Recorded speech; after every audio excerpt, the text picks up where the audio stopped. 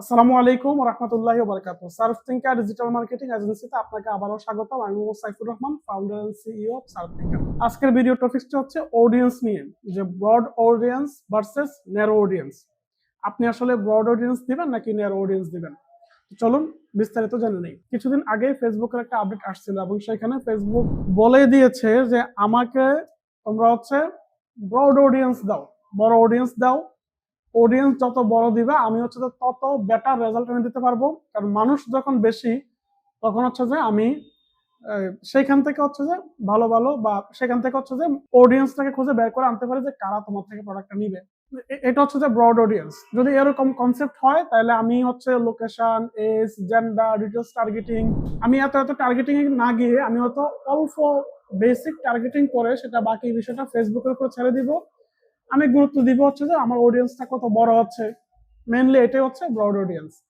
আর narrow audience হচ্ছে বাংলাদেশে অনেক মানুষ আছে, এর মধ্য থেকে আমি ডিরেক্ট স্পেসিফিক করে দিব আমি যাদের কাছে সেল করতে চাচ্ছি তাদের লোকেশন এটা, তাদের এজ এত থেকে এত, তাদের জেন্ডার এটা, এবং ডিটেলস টার্গেটিং আমি হয়তো মেনশন করে দিব তারা বিবাহিত, তারা হচ্ছে যে এই প্রোডাক্টের প্রতি ইন্টারেস্ট রাখে, ঠিক আছে না, তাদের বিহেভিয়ার এরকম, তারা হয়তো আইফোন ইউজার, তারা হয়তো মানে 4G নেটওয়ার্কের কাভারেজে আছে, ব্রডব্যান্ড চালায়, ইত্যাদি ইত্যাদি। আমি যখন ডিটেলস টার্গেটিং করে দিব তখন হচ্ছে যে আমার এই অডিয়েন্সটা অনেক বেশি ন্যারো হয়ে 1 লাখ, 2 লাখ, 5 লাখ এরকম একটা অডিয়েন্স হয়ে যাবে।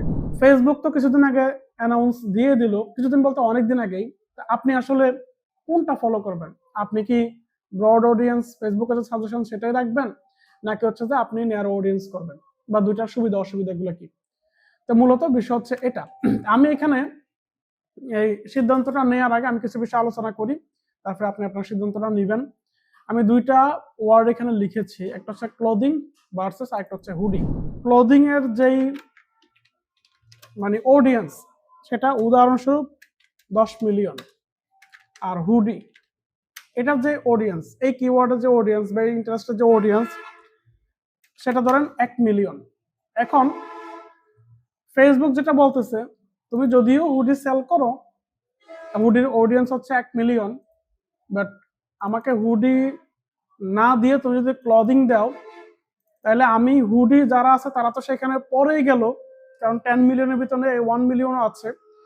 আবার হুডির পরিবর্তে সে হয়তো অন্য কোনো প্রোডাক্ট, অন্য কোনো ক্লদিং আইটেমে ইন্টারেস্টেড, সবকিছু মিলিয়ন তো এখানে 10 মিলিয়ন হলো। আমাকে যদি তুমি টার্গেটিংটা ক্লদিং দাও তাহলে আমি কিন্তু অডিয়েন্সটাকে আরো বড় পাচ্ছি এবং আমি তোমার জন্য বেটার রেজাল্ট আনতে পারবো, ঠিক আছে? কারণ ফেসবুকের এআই তারা এতটাই স্ট্রং করছে এবং এটার উপর তারা এতটাই কনফিডেন্ট, তারা আসলে সেই কনফিডেন্সটা পাওয়ার কারণে এই অপশনটা দিচ্ছে। এখন এটা হচ্ছে যে মানে মূলত বিষয়টা হচ্ছে এরকম, আপনি একদম জেনারেল টার্গেট দিয়ে ছেড়ে দিবেন, মানে হচ্ছে যে বেসিক বিষয়গুলো দিয়ে আপনি আপনার যদি ইন্টারেস্ট সেখানে ধরাই দেন, সেটার ভিত্তিতে ফেসবুক বিষয়গুলা ধরে নিবে। তো এখানে ধরেন আমি অডিয়েন্সটাকে বড় রাখার জন্য লোকেশনটা আমি স্পেসিফিক সিটি এরিয়া বা ইত্যাদি সিলেক্ট না করে আমি হয়তো পুরো ঢাকা শহরকে, সরি পুরো বাংলাদেশকে টার্গেট করলাম, ঠিক আছে? এবং এজটা আমি ছেড়ে দিলাম, বা জেন্ডারটা আমি এখানে জাস্ট মেনশন করে দিলাম, কারণ সব প্রোডাক্ট আর সবার জন্য না, ঠিক আছে? তো এখন এখানে আমি যদি সিলেক্ট করি হুডি, হুডি একটা ক্লদিং আইটেম, সেটাতে অডিয়েন্সটা এই যে এখানে মাউস ধরলে এই পাশে দেখা যাচ্ছে, ঠিক আছে? বা এইখানেও আপনি দেখতে পারতেছেন। আবার আমি যদি এখানে লিখি ক্লদিং, ঠিক আছে, ক্লদিং এর অডিয়েন্সটা কিন্তু সেই তুলনায় আরো অনেক বড়, ঠিক আছে?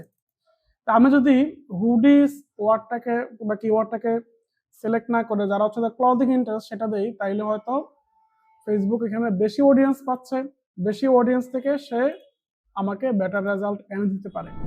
আর ন্যারো অডিয়েন্সের কথা যদি বলি, তাহলে ন্যারো অডিয়েন্সে আমি কিন্তু সব স্পেসিফিক করে দেওয়ার কারণে অডিয়েন্সটা এখানে অনেক ছোট হয়ে যাচ্ছে, এবং সে ছোট হয়ে যাওয়ার কারণে এইখান থেকে ফেসবুকের ভাষায় হয়তো আমি ওই পরিমাণ সেলটা পাবো না যে পরিমাণ সেলটা বড় অডিয়েন্স দিলে পাইতাম, ঠিক আছে? এখন প্রাথমিকভাবে জিনিসটা কন্ট্রাডিক্টরি মনে হতে পারে, বা একটা ইনডিসিশন এখানে তৈরি হতে পারে যে ডিসিশন কোনটা আসলে আমি নিব। আচ্ছা, তাহলে আমি এখানে বিষয় কিছুটা ক্লিয়ার করে দেই। আমি যেটা করি সেটা হচ্ছে যে আমি মূলত দুইটা ইউজ করি। ফেসবুকে যে সাজেশন ক্ষেত্র বিশেষ আমি সেটাও শুনি, এবং আমি একদম ন্যারো অডিয়েন্স করে সেভাবে কাজ করি এবং দুইটা থেকে রেজাল্ট আসতেছে। এটা আসলে সিচুয়েশনের উপর নির্ভর করে যে সিচুয়েশন কি এবং কোন সিচুয়েশনে আপনি আসলে কি করবেন সেটার উপরে মূলত আপনাকে ডিসিশনটা নিতে হবে। যদি এরকম হয় যে আপনার এখানে আপনি অডিয়েন্সটাকে চিনতেছেন যে ভাই আমি স্পেসিফিক করে চিনি, আগে থেকে চিনি যে আমার অডিয়েন্স হচ্ছে এরাই নিবে, তাহলে আপনি ন্যারো ডাউন করে 2 লাখ 5 লাখ অডিয়েন্স যদি হয় এবং আপনি কনফিডেন্স এদের থেকে সেল হবে, আপনি সরাসরি এদের কাছে যাইতে পারেন, সমস্যা নেই। ঠিক আছে, কারণ আপনি কনফিডেন্স এবং আপনি টেস্ট করছেন, আপনি বুঝতেছেন যে এই অডিয়েন্সটা আমার থেকে কিনে।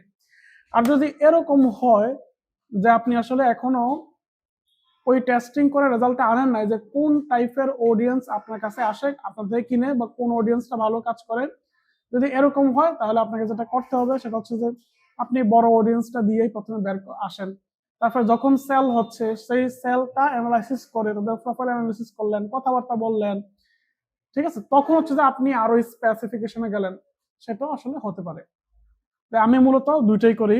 আর যদি এখানে আপনি সুবিধা অসুবিধা যদি বলি, সুবিধাও আছে অসুবিধাও আছে। আপনার ব্রড অডিয়েন্স করলে আপনি যদি মানে কোনো কিছুই না দেন ডিটেলস টার্গেটিং এ এবং ফেসবুকের এআই এর উপরে ছেড়ে দেন, তাহলে অনেক ক্ষেত্রে কন্ট্রোলটা কিন্তু ফেসবুকের এআই নিচ্ছে।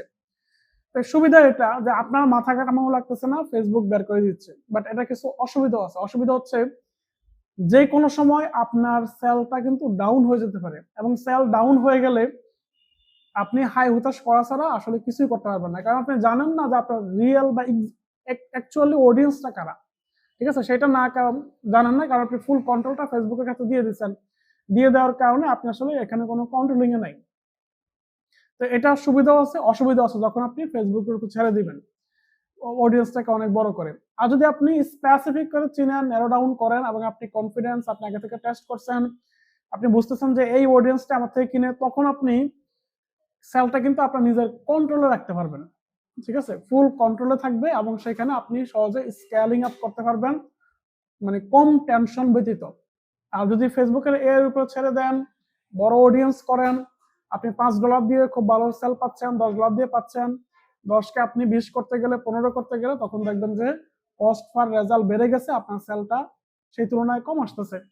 সমস্যা হচ্ছে এই জায়গায়। তো ওভারঅল আমি যেটা মানে দেখি সেটা হচ্ছে যে আমি দুইটাই ইউজ করি নর্মালি, ব্রড অডিয়েন্সও করি, আবার অনেক ক্ষেত্রে আমি ন্যারো ডাউন করেও কাজ করি। এটা আসলে সিচুয়েশনের উপর নির্ভর করে এবং প্রজেক্টের উপর নির্ভর করে, কম্পিটিশনের উপর নির্ভর করে, এভাবে অনেক কিছুর উপর নির্ভর করে আমি সবগুলাকে একত্র করে একটা ডিসিশন নেই যে এবং টেস্ট করি, টেস্টের ভিত্তিতে যে রেজাল্ট আসে সেভাবে কাজ করি। তো আশা করি বিষয়টা আপনার ক্লিয়ার হয়েছে। যদি ভিডিওটা ভালো লাগে থাকে তাহলে লাইক করতে পারেন, কোনো প্রশ্ন থাকলে কমেন্ট করবেন। যদি এই ধরনের আরো ইউজফুল ভিডিও পেতে চান তাহলে আপনি আমার চ্যানেলটাকে সাবস্ক্রাইব করে রাখবেন যদি নতুন হয়ে থাকেন।